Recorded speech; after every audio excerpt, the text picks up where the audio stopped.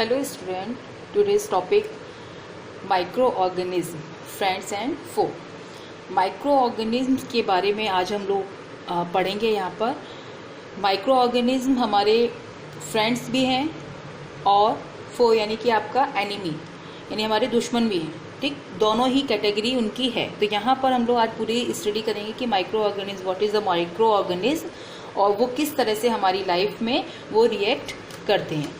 तो micro organism अगर हम पढ़ रहे हैं तो सबसे पहले हमें ये बहुत ज़रूरी है जानना कि किस शेप में हम लोग अपनी आइज़ से चीज़ें देखते हैं, ठीक है। अगर हम लोग अपनी आँखों की बात करें तो हम लोग जो नॉर्मली चीज़ें देखते हैं, जैसे आपने कहा ये एक स्केल है और इस स्केल में आपका ये पहला पॉइंट जो हम लोग बोलेंगे, देखिए जो फर्स्ट इसमें यहाँ पर हम यहाँ दिखा रहे हैं आपको, ये जो इनके बीच में 1 सेंटीमीटर और ये 1 mm यानी ये 1 यानी कि आपका ये फ्रेगमेंट जो है 1 mm यानी कि बिल्कुल एक 1 पॉइंट वाला, ठीक है। 1 पॉइंट यानी आपका जो पहले वाला पॉइंट है, यानी 1 पॉइंट ये 1 mm वाला जो पॉइंट है, ठीक है। 1 mm जो है उसमें हम लोग यहाँ पर एक स्केल का डिस्टेंस होता है। ये इस तरह से हम लोग यहाँ पे ले सकते हैं कि आपका एक पूरा 0 से 1 है और इसमें ये 10 पार्ट्स हैं, ठीक है। 10 पार्ट्स में आपका ये वाला जो पार्ट है ये 1 है, ठीक। अब इससे हमने लिया कि 1 mm से 0.1 mm तक, ठीक है, 0.1 mm तक ये डिस्टेंस फिर भी हम लोग इसको देख सकते हैं। यानी कि इतने छोटे से और 10 पार्ट्स में आपका छोटे और छोटे में आ जाएंगे 0.1 में, फिर भी हम उसको आराम से तो नहीं कह सकते हैं, लेकिन हाँ फिर भी हम लोग उसको देख सकते हैं। अब इसमें हम एक एग्जांपल देते हैं, जैसे कि आपका 1 ग्रेन ऑफ सॉल्ट यानी जो आपका नमक है उसका एक पार्ट, ठीक, उसको फिर भी हम लोग देख लेंगे। लेकिन अगर आप एक उससे भी छोटी कोई चीज़ें दी जाएं आपको, तो वहाँ पर क्या होगा, वहाँ पे हम लोग अपनी आँखों से उसको नहीं देख सकते हैं, ठीक है। जैसे इसमें हम आपसे बोल सकते हैं कि पॉलन ग्रेन के बारे में भी बहुत आपको आपने देखा होगा, ठीक है। पॉलन ग्रेन जो होते हैं वो क्या होते हैं, जो आपके फ्लावर के ऊपर इस तरह से पॉइंट जो आपके येलो कलर के, जैसे आपने उसका गुड़हल वगैरह का देखा होगा, उसमें आपने देखा होगा कि पॉइंट से येलो कलर के जो होते हैं पार्ट्स, उनमें आप एक पार्ट को ले लें तो वो आपका, हम ये बोल सकते हैं कि उसका साइज़ जो है वो 1 mm से 0.1 mm के बीच में है। उसको भी हम लोग अपनी आँखों से देख सकते हैं, ठीक है। एक पार्ट उसको आप अगर हाथ से देखेंगे तो उसको आप दिख जाएगा कि आपको बहुत छोटा सा एक पार्ट है। लेकिन अगर 0.1 से भी कोई भी चीज़ छोटी है, इससे भी स्मॉल है, तो उसमें हम लोग क्या करते हैं, उसमें हम लोगों को देखने के लिए माइक्रोस्कोप की ज़रूरत पड़ती है। उसको हम लोग अपनी आंखों से, नेकेड आइज से नहीं देख सकते हैं, ठीक है। इसमें क्या क्या चीज़ें आ जाएंगी, जैसे प्लांट सेल है, ठीक है, सेल के बारे में आपने सुना, ठीक, जिससे हमारी पूरी बॉडी जो है वो बनी हुई है, यूनिट है हमारी बॉडी की, ठीक। तो उसको हम लोग किससे देख सकते हैं, हम लोग माइक्रोस्कोप से ही देख सकते हैं। आपके एटम्स हैं, मॉलिक्यूल्स हैं, ये सारी चीज़ें हम लोग किस में देखेंगे, माइक्रोस्कोप से देख सकते हैं। नॉर्मली हम लोग अपनी लाइफ में यहाँ पे देखते हैं कि कोई एक प्लांट आपने देखा, ठीक है, प्लांट को हम लोग आराम से अपनी आई से देख सकते हैं। मान लिया कोई एनिमल है, एनिमल में आपने कहा टाइगर है, ठीक है, टाइगर को बहुत आराम से आप देख सकते हो, ठीक है। कैट को देख सकते हो, ठीक, आंट को देख सकते हो। लेकिन अगर आपसे ये कहा जाए कि कुछ जो आपके माइक्रो ऑर्गेनिज्म डाल दिए जाएं तो उनको क्या आप यहाँ पर अपनी आंखों से देख सकते हो, नो। यानी जो माइक्रो ऑर्गेनिज्म हैं उनको हम लोग अपनी नेकेड आई से नहीं देख सकते हैं, ठीक है। तो सबसे पहले तो जो माइक्रो ऑर्गेनिज्म हैं इनको हम लोग सिर्फ माइक्रोस्कोप के थ्रू ही इनकी स्टडी कर सकते हैं।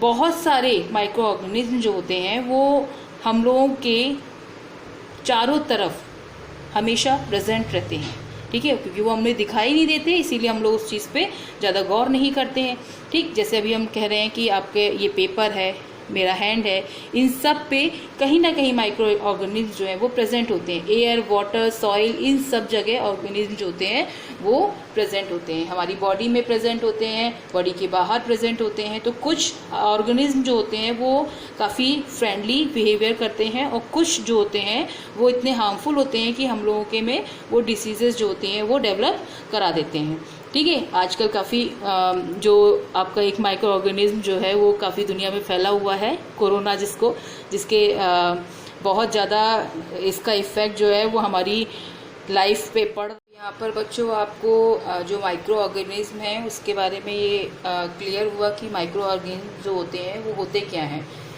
है ना, और वो किस तरह से हमारी लाइफ में रहते हैं, हमारी लाइफ के साथ में, हम लोग के साथ में रहते हैं। क्योंकि वो जो ऑर्गेनिज्म है, माइक्रो ऑर्गेनिज्म, वो हर जगह मिलते हैं। हर जगह का मतलब है आपका सॉइल में भी मिल रहे हैं, वाटर में भी मिल रहे हैं, और आपकी लिविंग ऑर्गेनिज्म जो है उसके अंदर भी हैं, यानी कि आपके बाहर भी हैं और अंदर भी हैं, हर जगह वो मौजूद हैं।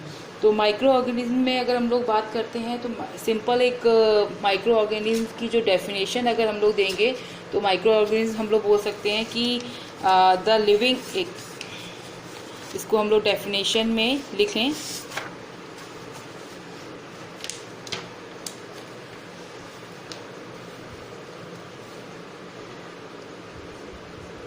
The living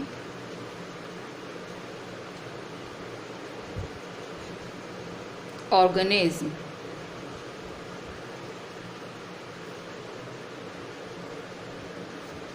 that are too small to be seen by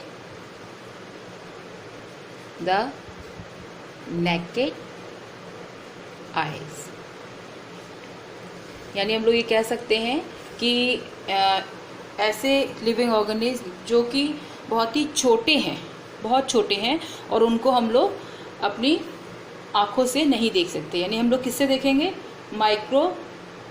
microscope से। यानी क्या हुआ, जिन माइक्रो ऑर्गेनिज्म को जिससे हम लोग देखते हैं, किसके अंडर में देखते हैं? माइक्रोस्कोप के थ्रू देख सकते हैं। अच्छा, ये माइक्रो ऑर्गेनिज्म की जो स्टडी जहाँ हम लोग करते हैं, पूरी जिसकी स्टडी जिसमें करते हैं, स्टडी ऑफ माइक्रो ऑर्गेनिज्म जो होती है वो क्या कहलाती है? Micro biology term. तो ये टर्म भी याद रखिएगा, एक डिफाइन करने को आ सकता है या पूछा जा सकता है, what is a micro biology. तो माइक्रो बायोलॉजी क्या है? Study of micro organism.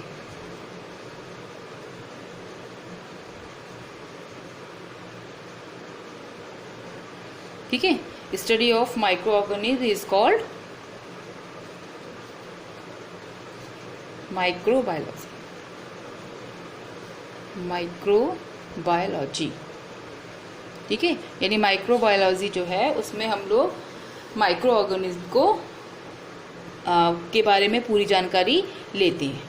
ठीक, तो ये तो हो गया माइक्रो ऑर्गेनिज्म। आपका मेन डेफिनेशन अपना याद रखिएगा, इसको दोबारा हम बोल दे रहे हैं, the living organism that are too small, बहुत छोटे होते हैं, जो हमारे बहुत ही, जिनको हम लोग अपनी आंखों से नहीं देख सकते हैं, उनको हम लोग माइक्रो ऑर्गेनिज्म कहते हैं। इसकी स्टडी जो है वो हम लोग माइक्रो बायोलॉजी में करते हैं। साथ में इसको हम किससे विजिबल हैं? ये माइक्रोस्कोप के थ्रू ही देखे जाते हैं। ठीक है, इनको हम लोग माइक्रोस्कोप से ही देख सकते हैं, अपनी आंखों से नहीं देख सकते। तो यहाँ पे आपको माइक्रो ऑर्गेनिज्म क्लियर हुआ। अब इसके बाद माइक्रो ऑर्गेनिज्म जो है उसमें हमारे कि इसके हम लोग टाइप्स, अभी आपको जैसा कि बताया आपको कि इसमें बैक्टीरिया भी आएंगे, वायरसेस भी आएंगे, एल्गी, प्रोटोजोआन सब आएंगे। तो इसमें हम लोग कह सकते हैं कि माइक्रो ऑर्गेनिज्म जो है उसको हम लोग 5 ग्रुप में डिवाइड करते हैं इसको। तो टाइप्स ऑफ, चाहे आप इसको कर सकते हैं या डिवीज़न क्लासिफाइड कर सकते हैं। तो इसको हम लोग लिखेंगे टाइप्स ऑफ माइक्रो ऑर्गेनिज्म।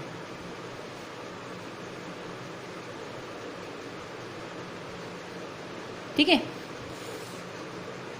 इसमें एक फर्स्ट आ जाएगा आपका बैक्टीरिया, सेकेंड वायरसेस,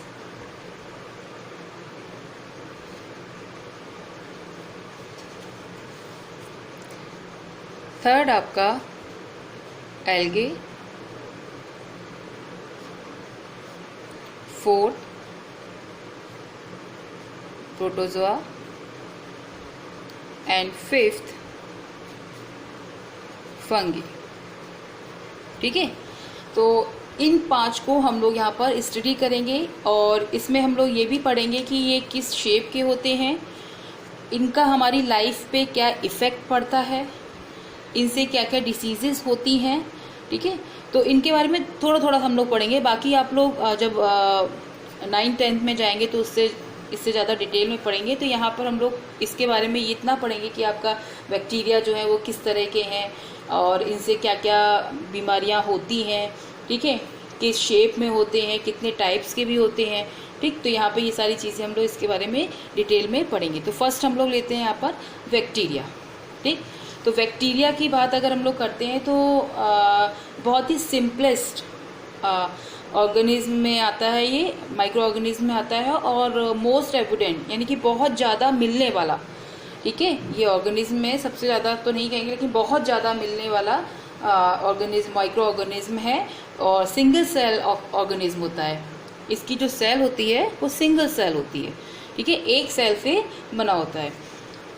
इसको हम लोग कह सकते हैं कि ये वायरस के कंपेयर में बैक्टीरिया जो होता है वो उससे लार्ज होता है, यानी लार्जर देन वायरस। ठीक है, इसका जो साइज होगा बैक्टीरिया का, बैक्टीरिया यहाँ पर हम डाल लेते हैं। ठीक है, बैक्टीरिया का जो साइज होता है वो 0.2 से 100 माइक्रोन तक होता है। ठीक, और ये बैक्टीरिया जो है वो अर्थ पे मिलता है बहुत अच्छे से। इसमें आपका सॉइल में भी मिलता है, वाटर में भी मिलता है, हमारे फूड में भी होता है, लिविंग ऑर्गेनिज्म के अंदर भी होता है। ठीक है, जैसे अभी हमने आपको बताया कि माइक्रो ऑर्गेनिज्म जो होते हैं वो हर जगह प्रेजेंट होते हैं और इनकी ग्रोथ रेट जो होता है वो बहुत ज़्यादा होता है हर एक माइक्रो ऑर्गेनिज्म का। जैसे अभी हम लोग ये कहें कि एक कैट है तो कैट है, काऊ है, इन सब का जो ग्रोथ रेट है वो एक देखेंगे बहुत ही कम, ज़्यादा नहीं। ठीक है, लेकिन अगर हम लोग माइक्रो ऑर्गेनिज्म की बात करते हैं तो इनका डे बाई डे इतना ज़्यादा लाखों में इनकी जो नंबर्स हैं वो पहुंच जाते हैं और इससे ये बहुत ज़्यादा हमारी लाइफ को इफ़ेक्टेड करते हैं। तो यहाँ पर हम बैक्टीरिया के बारे में ये आपको बताया हमने कि बैक्टीरिया जो होता है वो वायरस से बड़ा होता है थोड़ा और इसका जो साइज़ है वो 0.2 से 100 माइक्रोन। अब सोचिए वायरस यानी कि इससे भी छोटा है। ठीक है, तो और ये नॉर्मली हम लोग जैसे सॉइल वगैरह में बहुत मिलता है।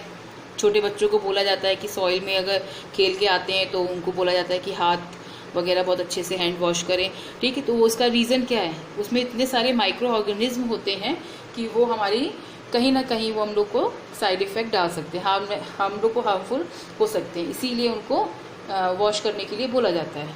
ठीक है, तो बैक्टीरिया के बारे में अगर हम लोग पढ़ते हैं तो बहुत ही सिंपलेस्ट फॉर्म में है, बहुत ज़्यादा अधिकतर मिलते हैं, सिंगल सेल में होते हैं, वायरस से लार्जर होते हैं। ठीक है, और अर्थ पे हर जगह मिलते हैं, जैसे आपका वाटर है, सॉइल है, फूड है, हम लोग की बॉडी के अंदर है। ठीक है, अगर हम लोग बेसिक फॉर्म में देखेंगे तो इसको हम लोग 4 टाइप में डिवाइड करते हैं। अब 4 में आपका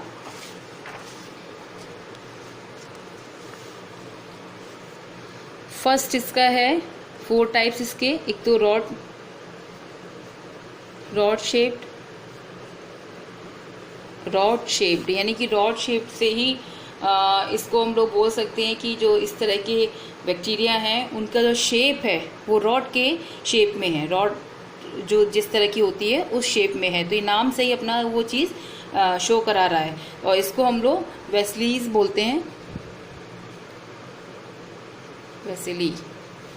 ठीक है, तो यहाँ पर हम लोग इसका जो स्ट्रक्चर है वो देखेंगे, वो ये रॉड शेप स्ट्रक्चर के फॉर्म में ये बैक्टीरिया जो है वो मिलते हैं हमें। ठीक है, इस तरह से। अब देखिए हम ड्रॉ कर रहे हैं, ये हम अपनी आंखों से देख रहे हैं, लेकिन ये एक्चुअल में जो बैक्टीरिया होते हैं वो माइक्रो ऑर्गेनिज्म बहुत ही स्मॉलेस्ट है और इनको हम लोग केवल माइक्रोस्कोप से ही देख सकते हैं। और माइक्रोस्कोप से ये लिए गए पिक्चर्स के थ्रू हम लोग नेकेड आइट से देखते हैं कि हम लोग देख लेते हैं कि हाँ ये बैक्टीरिया इस तरह का है। ठीक है, नॉर्मली हम लोग नहीं देख पाएंगे। अभी हम कहें कि मेरे हैंड पे जितने माइक्रो ऑर्गेनिज्म हैं वो दिखाई दे रहे हैं, नहीं, क्योंकि वो हमें अपनी आंखों से दिखाई देंगे ही नहीं।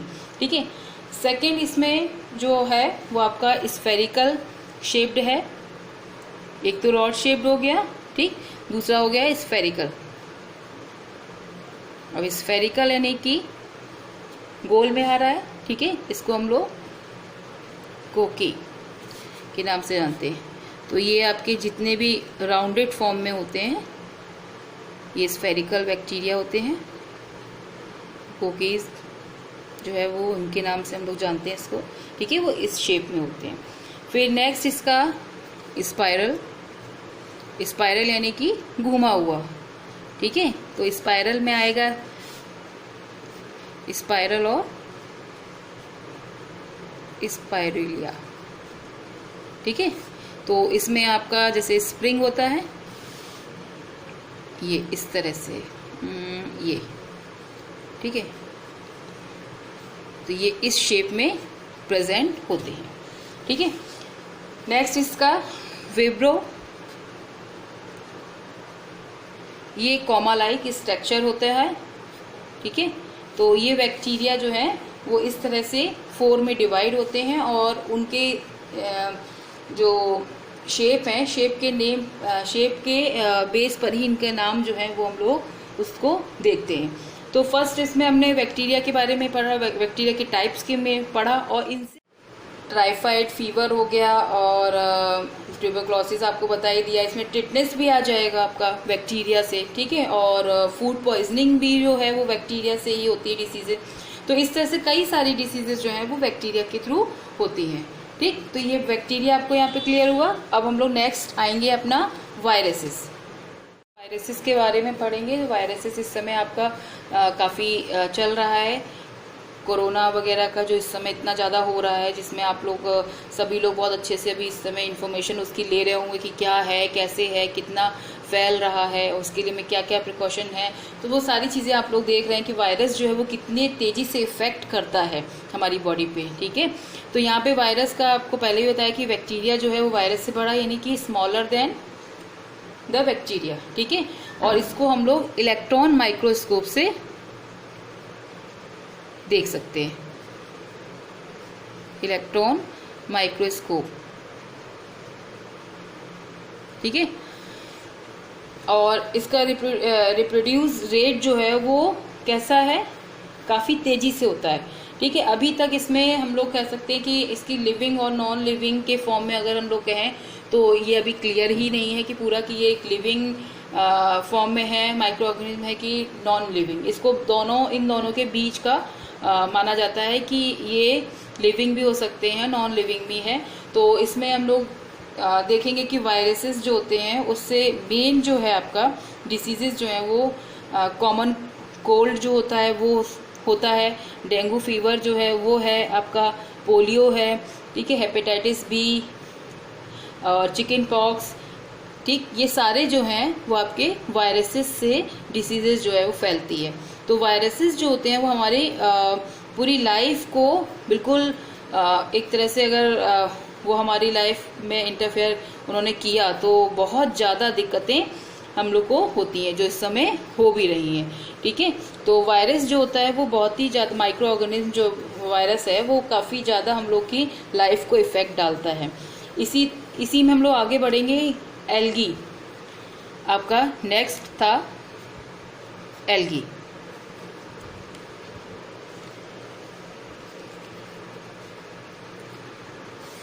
ठीक, एल्गी के बारे में हम बात करते हैं तो एक सिंपलेस्ट प्लांट लाइक ऑर्गेनिज्म होता है, ये ग्रीन कलर का है। ठीक है, और जैसे आपको प्लांट्स दिखाई देते हैं सेम वैसे ही, और ग्रीन ऑर्गेनिज्म है तो यानी कि इसमें क्लोरोफिल भी प्रेजेंट होता है। प्लांट्स में भी क्या होते हैं, प्लांट्स में क्लोरोफिल प्रेजेंट होता है, जो किसके लिए कैपेबल है, जो उसके फूड के फॉर्मेशन के लिए, यानी कि उस क्लोरोफिल के कारण वो फूड का फॉर्मेशन करते हैं। प्लांट्स जो होते हैं। तो सेम यही यहाँ पर भी ये एल्गी जो होता है ये यूनिसेलुलर यानी कि एक सेल का भी हो सकता है, ठीक है, यूनिसेलुलर और मल्टी सेलुलर दोनों होते हैं।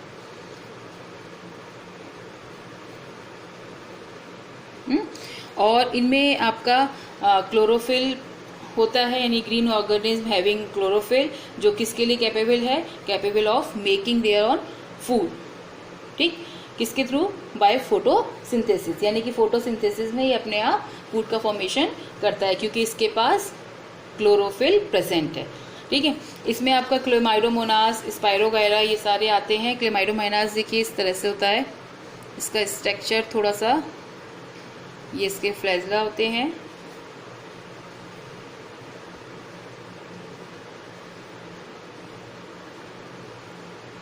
ठीक है, इस तरह से होता है। स्पाइरोगाइरा जो होता है वो आप हम लोग ये इस तरह से देख सकते हैं, ये सिलेंड्रिकल शेप में होता है, ग्रीन कलर के ही होते हैं, ठीक है। आप लोगों ने बच्चों वो देखा होगा कि वाटर के ऊपर ग्रीन कलर की लेयर दिखती है, या जब बरसात वगैरह होती है तो वॉल पे भी ग्रीन जो बाहर होती हैं, जो भीगते रहते हैं दीवारें, उनमें क्या होता है कि ग्रीन कलर की काई की जैसी एक लेयर जो होती है, काई जो होती है वो जम जाती है, वही आपका क्या है, वो एल्गी है, ठीक है। तो यानी कि इसको हम लोग कह सकते हैं कि ये कहाँ पर मेनली जो है ग्रो अप करती है, ग्रो ऑन मॉइस्ट सॉइल, यानी कि जहाँ पे भीगी मिट्टी है वहाँ सॉइल पे करेगी, या जो पेड़ों की जो बार्क होती हैं, बार्क ऑफ ट्री या रॉक सरफेस जो होती हैं, उन सब पे ये ग्रो अप करते हैं, ठीक है। नेक्स्ट इसका जो अगला है आपका वो है प्रोटोजोआ।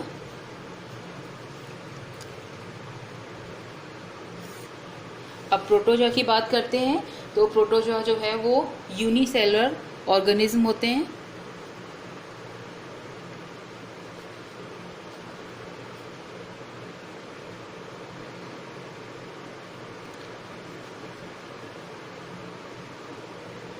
ठीक है।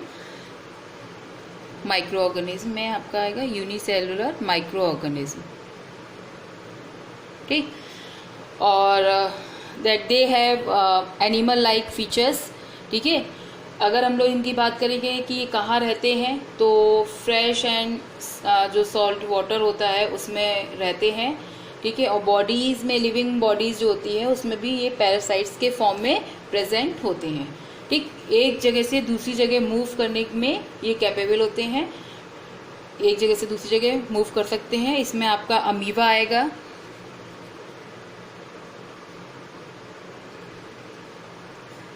और इसमें आपका पैरामीशियम भी आएगा,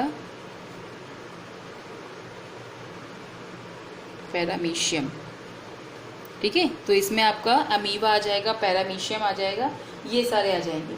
अब इसमें आपका वो भी आता है एक प्लाज्मोडियम, ठीक है, प्लाज्मोडियम भी आ जाएगा। ये तो मतलब ये काफ़ी पूछा जाता है, प्लाज्मोडियम किस में आता है, बैक्टीरिया है, वायरस है या प्रोटोजोआ है।